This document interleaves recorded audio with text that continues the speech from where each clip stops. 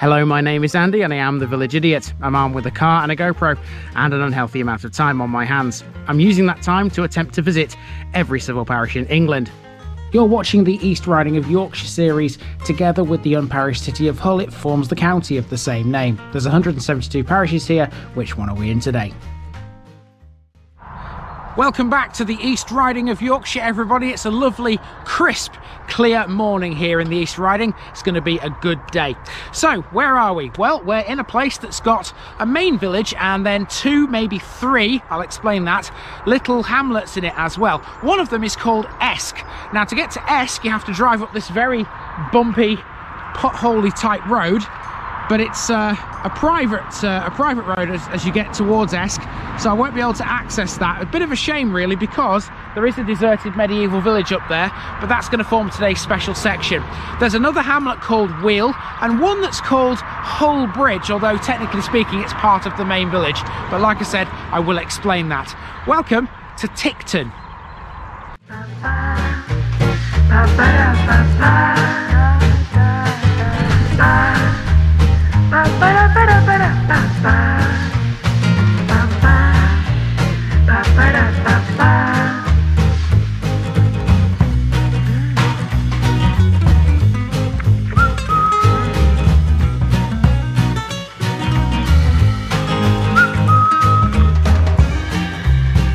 Here's my disclaimer for people who may be watching me for the first time. I say things as I would in my native accent and dialect. As a result, I may not pronounce things in the same way as the locals do. Remember, I'm a visitor. It's impossible to know everything. Leave me a comment, spin me a like and bash that subscribe button. Let's get to today's parish video. Welcome back to the Beverley area, folks. Today we're in Tickton, which lies approximately 2 miles away from Beverley town centre. It's situated just to the south of the A1035, a road which we will become very used to seeing in the next few episodes. At around a mile in length, Tickton contains 2 churches, a primary school and a village shop, which also serves as a post office. The name Tickton means Tica's homestead, and Tica is believed to have been a bishop. It was first recorded in the Domesday Book as Tichetone. You can split this one into 3 distinct areas. In the very far east of the village you have an area that's been developed very recently, sporting as it does many new build houses and housing estates. In the centre is the oldest part, where the road becomes overshadowed by older terraces and some farmhouses. It also has most of the village's amenities. And then in the west there's Hull Bridge, which many people consider to be a separate settlement. That's where the road Tickton sits on once crossed the River Hull. The parish also includes 2 small hamlets, one called Weel and one called Eske. The road towards Weel offers a good look at the River Hull and at Beverley's historic shipyard via the Weel Lift Bridge. We'll see all of that and more in this episode, so let's get walking, folks. Here's Tickton.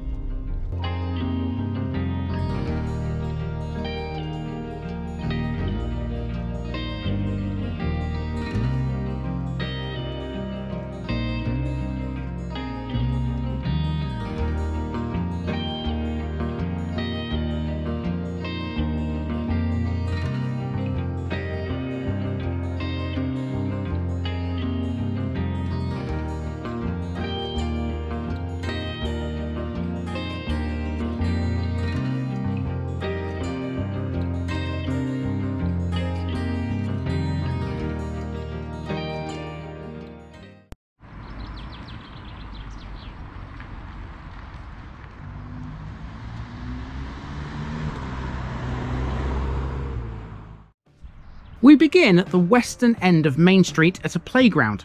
Known as Tickton Playground, this also has a large car park which encourages you to park and stride. I took its advice and strode to this little landmark. This is a cairn, one of 3 sculpted by Mark Powers. The other 2 are in Routh and Leven. The road starts to bend to the right next, and here's a sign pointing us towards Hull Bridge and Weel. We'll be heading to both of those later. Next door to that is a bus stop. The service that stops here is the number 25, which gets you from Beverley to Hornsea, ideal if you like a trip to the seaside. You can also drive to Hornsea using the A1035. This stretch of the road was built in 1974 and it's known as the Tickton Bypass. Before it was built, traffic ran through the village. Now the village is much quieter. Let's walk up this now towards a small access path to Eske Close. So make no mistake about it, the lack of a footpath along this road makes it a very difficult walk. However, it's worth it for one thing. It means I pass the allotments, and that'll keep the fans happy in this episode. So as you can see, we made it to the path in question. That road over there is the one that leads to Eske, and that will be in today's special section. But for now, we're going to head through the village along the road I drove in on and see what Tickton has got. It's got a fair bit, to be fair. Let's go and explore it.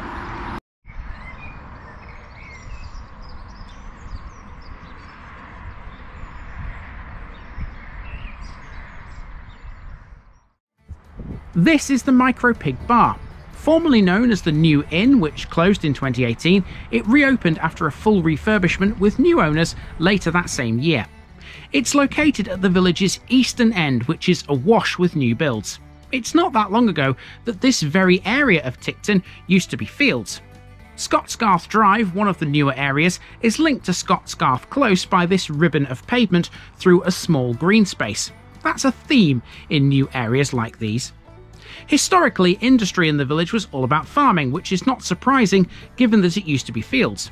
These areas are now attractive for commuters. A lot of Tickton's residents work in both Beverley and Hull. After looping back onto Main Street, we find ourselves outside the primary school. The current school was built in 1979, but Tickton has had a centre of education since 1832.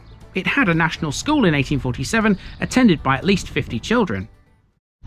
Okay, our next job is to go down the side of the school, down Green Lane, and then take a right turn as we continue towards the older part of the village.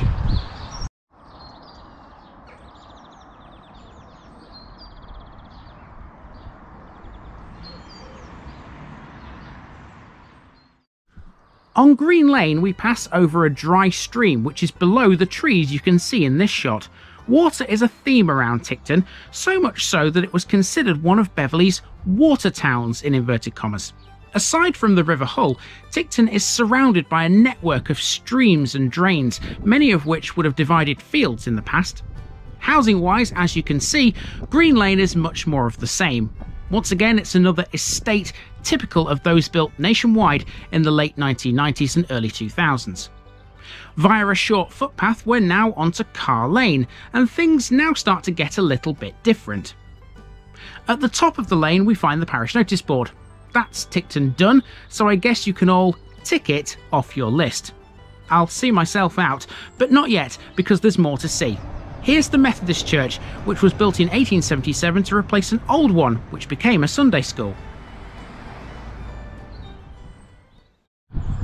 Okay, now that scene there looks more like a typical East Riding village, doesn't it? We're used to seeing this kind of thing in this county.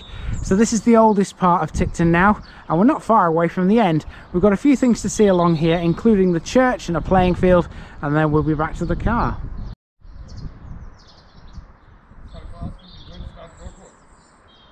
What?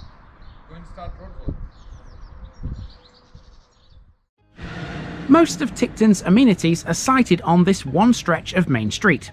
Here's the village shop, a Premier store, which doubles as the village's post office. Tickton doesn't have any other shops or businesses along this main street, although I imagine there were plenty years ago. Next is the old village pump. This was installed in 1895 after a local outbreak of typhoid. Its trough underneath was added in 1897 and was dedicated to Queen Victoria's Diamond Jubilee. It was still in use in the 1950s. There's a lot of former farmhouses along here, and that's to be expected for reasons which I explained earlier. See the white building with the pointy roof here? That was, until very recently, a hair salon called Lily's. Then we find ourselves looking at the phone box, and unusually for the East Riding, it's red. It stands in front of perhaps the most important building in the village. And that phone box stands in front of Tickton Parish Hall, which you can see behind me right here, which is also Tickton Little Theatre, according to the windows above the main door. This was built in 1948. It's the parish hall, centre of community, and it seems to be a venue for a local market. They're just setting up here at the moment, so I should imagine that'll be in full swing in a couple of hours' time.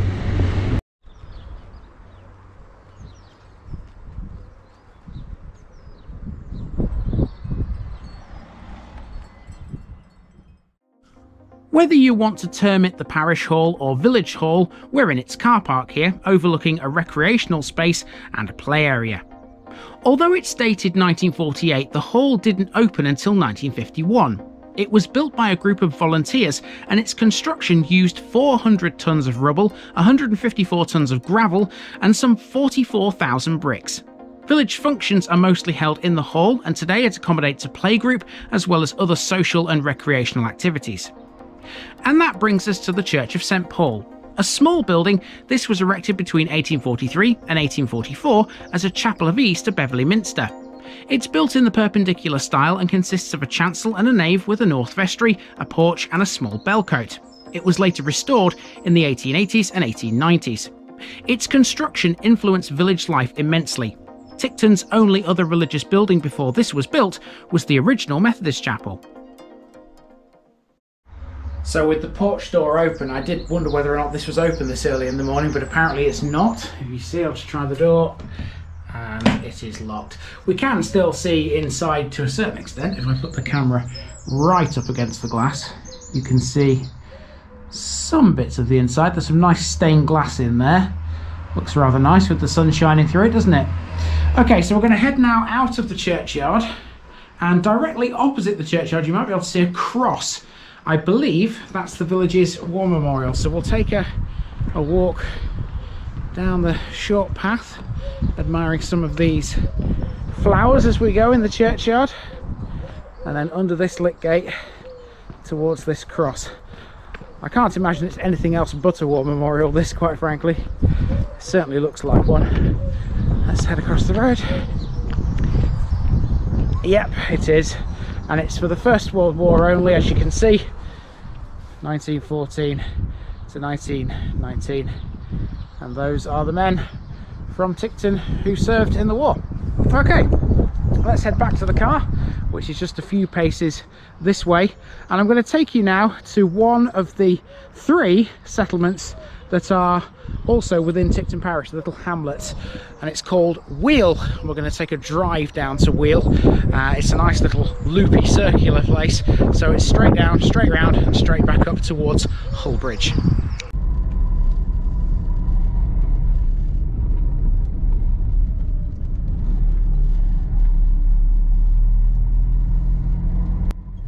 About 2 miles away from Tickton is the small village of Weel. Also falling within the parish boundaries, Weel is at the end of a dead-end road. Much like Tickton, Weel was considered a water town. The name Weel is water-related. It literally means a deep place in the river. Weel used to be a civil parish in its own right, but in 1935, local government reorganisation grouped it together with Tickton, Eske, Stalkhill, Sandholm and Hull Bridge. Out here there are practically 0 amenities. You get bonus points though if you notice the phone box, which is the creamy white colour we're used to in the East Riding. Until very recently, direct access to Weel from Beverley was via a ferry. In fact, there were 2. The older of the 2 had been operated since the 15th century. It remained in use until around 1920. In 1852 there was a second ferry about 800 metres to the northwest. These days you can use a bridge. Let's go and find it. Now, about halfway down the road between Tickton and Weel, there's a household waste recycling centre, which you can see over there in the far distance if you squint. It's a long way away. But also, there's this, a swing bridge. And if you cross this bridge, you'll end up on an industrial estate in Beverley. Let's talk about this next.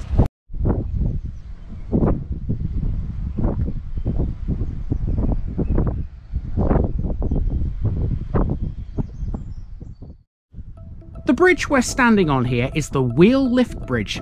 It connects Weel Road to Beverley's Grove Hill Industrial Estate. There's been a bridge over the River Hull here since 1902. It was originally a pontoon swing bridge which took tolls.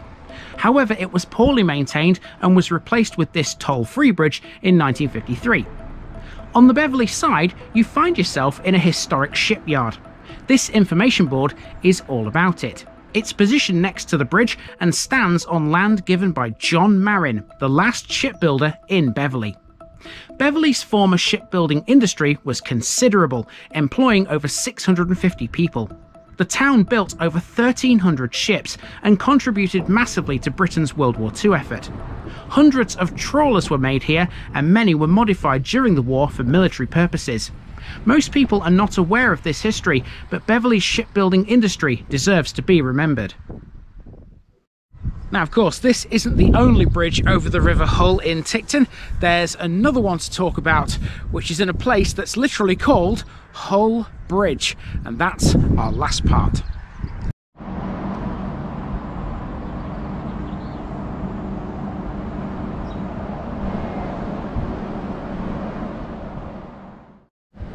This then is Hull Bridge, and you're looking at the Crown and Anchor, the second of the two pubs in Tickton.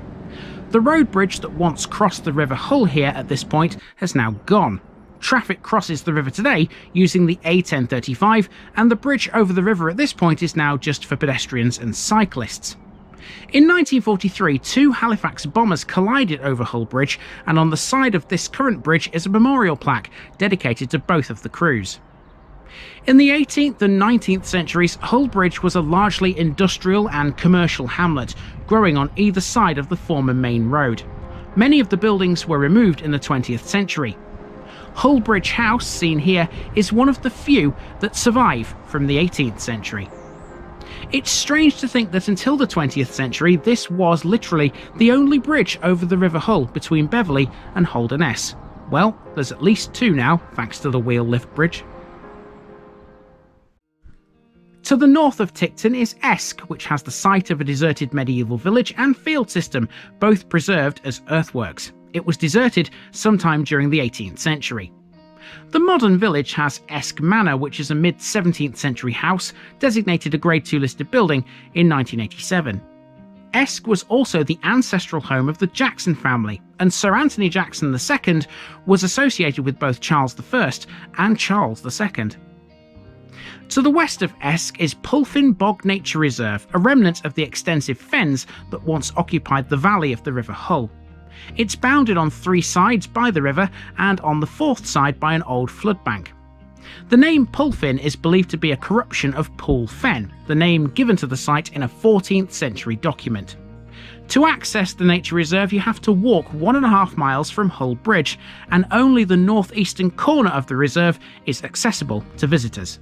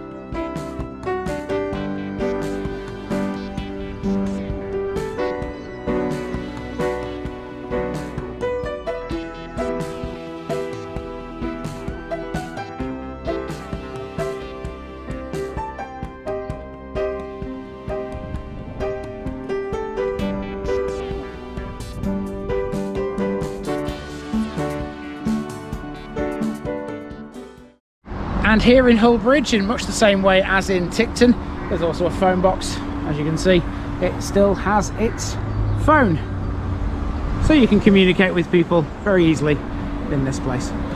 Brilliant. That's it. That's been the parish of Tickton. Time for me to move on to my next one here in the East Riding of Yorkshire, which is much smaller. This one took me a lot longer than I thought it was going to, but then again, there's plenty to talk about here, isn't there? I've been Andy, also known as the Village Idiot. This has been the parish of Tickton, and I'm out.